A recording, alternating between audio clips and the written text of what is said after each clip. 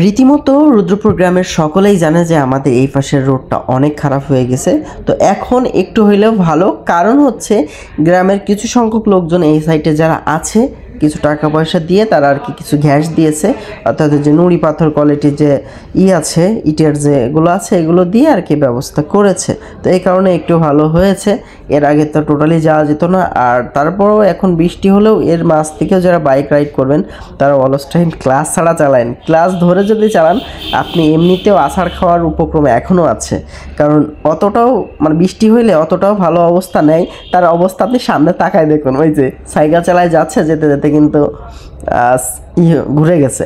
তো এই জায়গাগুলোতে অবশ্যই চেষ্টা করবেন আপনার বাইকের কন্ডিশন অনুসারে 1 অথবা 2 নাম্বার গিয়ারে রেখে আপনি ক্লাচ ছেড়ে দিবেন এবং আপনার ব্রেক ছেড়ে দিবেন, দিয়ে আস্তে আস্তে থ্রোটল দিয়ে, আমি যেমন 5, 6, 7, 8 থ্রোটল দিচ্ছি, এই থ্রোটলে আপনি বের হয়ে আসবেন এইভাবে। আমি কিন্তু ক্লাচও ধরি নাই, এমনকি আমার আমার 2 নাম্বার গিয়ারে রেখে আমি আর কি এগুলো থেকে বের হয়ে আসতে পারে। সাধারণত ইটের সলিং, খোয়া এইসব জায়গায় ক্লাচও ধরতে হয় না, প্লাস আপনার কিন্তু ব্রেকও ধরতে হয় না।